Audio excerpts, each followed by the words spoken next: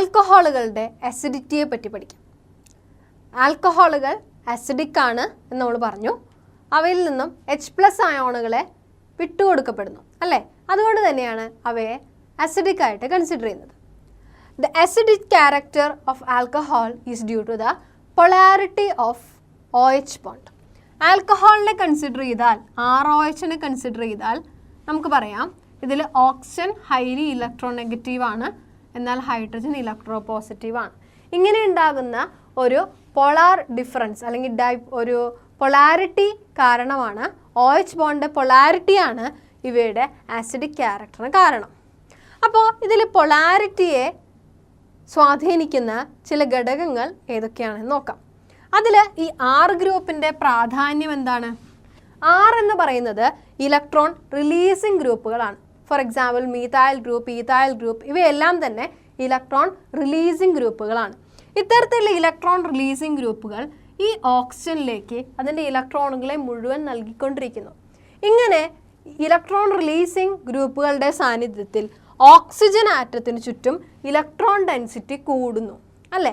അപ്പോൾ electron density കൂടുമ്പോൾ it may cause decrease in the polarity of OH bond.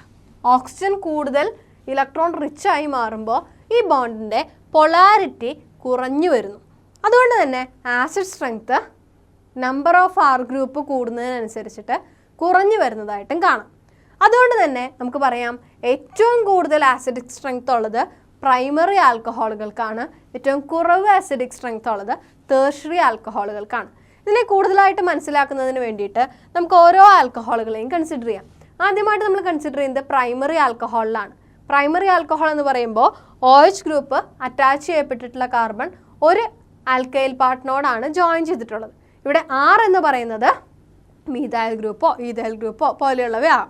ഇവ ഏതാണെങ്കിലും ഇവയ്ക്ക് ഇലക്ട്രോൺ റിലീസിങ് ഗ്രൂപ്പുകളാണ്. അതുകൊണ്ട് തന്നെ ഈ R ഗ്രൂപ്പ് ഈ ഓക്സിജനിലേക്ക് ഇലക്ട്രോണുകളെ റിലീസ് ചെയ്യുന്നു. അങ്ങനെ ഈ ഓക്സിജൻ കൂടുതൽ ഇലക്ട്രോൺ റിച്ച് ആവുകയും OH ബോണ്ടിൻ്റെ പൊളാരിറ്റി ഡിക്രീസ് ചെയ്യപ്പെടുകയും ചെയ്യുന്നു. ഇവിടെ ഒരു R ഗ്രൂപ്പിൽ നിന്നുമാണ് ഇലക്ട്രോൺ റിലീസിങ് നടക്കുന്നത്. എന്നാൽ സെക്കൻഡറി ആൽക്കഹോളിലേക്ക് കടക്കുമ്പോഴോ ഇവിടെ 2 R ഗ്രൂപ്പുകളുണ്ട് അല്ലേ? ഈ 2 R ഗ്രൂപ്പുകളിൽ നിന്നും ഇലക്ട്രോണുകൾ റിലീസ് ചെയ്യപ്പെട്ട് ഓക്സിജന് ചുറ്റും മോർ ഇലക്ട്രോൺസ് ഉണ്ടാക്കുന്നതിന് കാരണമാകുന്നു. എന്നാൽ ടേർഷ്യറിയിലേക്കാവുമ്പോൾ നോക്കൂ, 3 R ഗ്രൂപ്പുകളും ഇലക്ട്രോൺസിനെ റിലീസ് ചെയ്തുകൊണ്ട് ഓക്സിജൻ കൂടുതൽ ഇലക്ട്രോൺ ഡെൻസ് ആയിട്ട് മാറുന്നു. അതുകൊണ്ട് തന്നെ ടേർഷ്യറി ആൽക്കഹോൾസിൻ്റെ കേസിൽ ഇവയുടെ പൊളാരിറ്റി കുറവായിരിക്കും. അതുകൊണ്ട് തന്നെ അവയുടെ ആസിഡിക് സ്ട്രെങ്ത്തും കുറവാണ്. The acidic strength of alcohol decreases in the order primary is greater than, secondary is greater than tertiary. എപ്പോഴും മനസ്സിലുണ്ടാവണം ആൽക്കഹോൾസ് അസിഡിക് ആണ്. ഏതാണ് ഏറ്റവും കൂടുതൽ അസിഡിക് ആയിട്ടുള്ള ആൽക്കഹോൾസ്? പ്രൈമറി ആൽക്കഹോൾസ് തന്നെയാണ്. Primary is greater than, secondary is greater than tertiary. ആൽക്കഹോളുകൾ acid സ്വഭാവമുള്ളവയാണ് നമ്മൾ കണ്ടു കഴിഞ്ഞു അല്ലേ? എന്നാൽ ആൽക്കഹോളിൻ്റെ അസിഡിറ്റിയും വാട്ടറിൻ്റെ അസിഡിറ്റിയും നമുക്കൊന്ന് കമ്പയർ ചെയ്ത് നോക്കിയാലോ? എങ്ങനെയാണ് നമുക്ക് കമ്പയർ ചെയ്യാൻ പറ്റുക? അതിനു വേണ്ടിയിട്ട് നമുക്കൊരു റിയാക്ഷൻ കൺസിഡർ ചെയ്യാം. ആൽക്കഹോളുകളെ സംബന്ധിച്ച് പറയുകയാണെങ്കിൽ alcohols are weaker acid than water. വാട്ടറിനെ കമ്പയർ ചെയ്യുമ്പോൾ ഇവ വീക്ക് ആസിഡുകളാണ്. അതിനെ എക്സ്പ്ലെയിൻ ചെയ്യാനായിട്ട് നമ്മളൊരു കെമിക്കൽ റിയാക്ഷനാണ് കൺസിഡർ ചെയ്യുന്നത്. അതായത് ഒരു alkoxide ion RO- undergo reaction with water. എന്താണ് സംഭവിക്കുക? ആൽക്കോക്സൈഡ് അയോണുകൾ വാട്ടറുമായിട്ട് റിയാക്ട് ചെയ്യുമ്പോൾ വാട്ടർ ഒരു H+ അയോണിനെ ആൽക്കോക്സൈഡ് അയോണിന് വിട്ടുകൊടുക്കുന്നു. അങ്ങനെ ഇവ ആൽക്കോക്സൈഡ് അയോൺ ROH എന്ന ആസിഡായിട്ട് അല്ലെങ്കിൽ ROH എന്ന അസിഡിക് ക്യാരക്ടർ കാണിക്കുന്ന ആൽക്കഹോളായിട്ട് മാറുന്നു. അതോടൊപ്പം തന്നെ OH- അയോണുകളും ഉണ്ടാകുന്നു.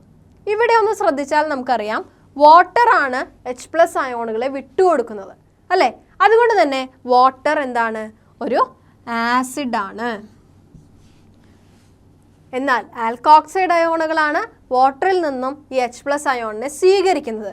അതിനാൽ ഈ ആൽക്കോക്സൈഡ് അയോണുകളെ ബേസ് ആയിട്ട് കണക്കാക്കാം. ഇങ്ങനെ കമ്പയർ ചെയ്യുമ്പോൾ നമുക്ക് പറയാം ആൽക്കഹോളിനേക്കാൾ സ്ട്രോങ് ആയിട്ടുള്ള ആസിഡ് എന്ന് പറയുന്നത് ആരാണ്? വാട്ടറാണ്. ആൽക്കഹോളുകൾക്ക് അസിഡിക് സ്വഭാവം ഉണ്ടെങ്കിൽ കൂടി വാട്ടറുമായിട്ട് കമ്പയർ ചെയ്യുമ്പോൾ അവരുടെ അസിഡിറ്റി വാട്ടറിനേക്കാൾ ലെസ്സാണ് എന്നുള്ള കാര്യം ഓർത്ത് വെക്കണം. ഈ ഒരു റിയാക്ഷനിൽ നമുക്ക് കുറേ കാര്യങ്ങൾ മനസ്സിലാക്കാനായിട്ട് സാധിക്കും. ഇവിടെ ഏറ്റവും നന്നായിട്ട് പ്രോട്ടോണിനെ ഡൊണേറ്റ് ചെയ്യുന്നത് ആരാണ്? വാട്ടറാണ് അല്ലേ? അതുകൊണ്ട് തന്നെ water is A proton donor or strong acid than alcohol എന്ന് മനസ്സിലാക്കാം. അതുപോലെ തന്നെ ആൽക്കോക്സൈഡ് അയോണുകൾ വാട്ടറിൽ നിന്നും പ്രോട്ടോണിനെ ആക്സെപ്റ്റ് ചെയ്യുന്നു അല്ലേ? അതുകൊണ്ട് alkoxide ion is A better proton acceptor than hydroxide ion. ഇത്രയും കാര്യങ്ങൾ നമുക്ക് ഈ ഒരൊറ്റ ഇക്വേഷനിൽ നിന്ന് മനസ്സിലാക്കാനായിട്ട് സാധിക്കും. അപ്പോൾ നിങ്ങളോട് ചോദിക്കുകയാണ്, which is A better base, sodium hydroxide or sodium phenoxide? ഏതാണ് ഏറ്റവും നല്ല ഒരു ബേസ്?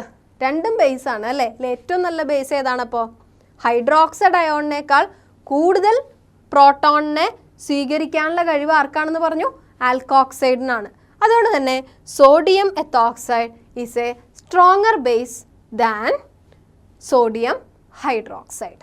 ആൽക്കഹോൾസ് ആസിഡുമായിട്ട് റിയാക്ട് ചെയ്യുമ്പോൾ എന്താണ് സംഭവിക്കുക? ആൽക്കഹോൾസിന് ആസിഡിൽ നിന്നും H+ അയോണുകളെ സ്വീകരിക്കാനുള്ള കഴിവുണ്ട് അല്ലേ?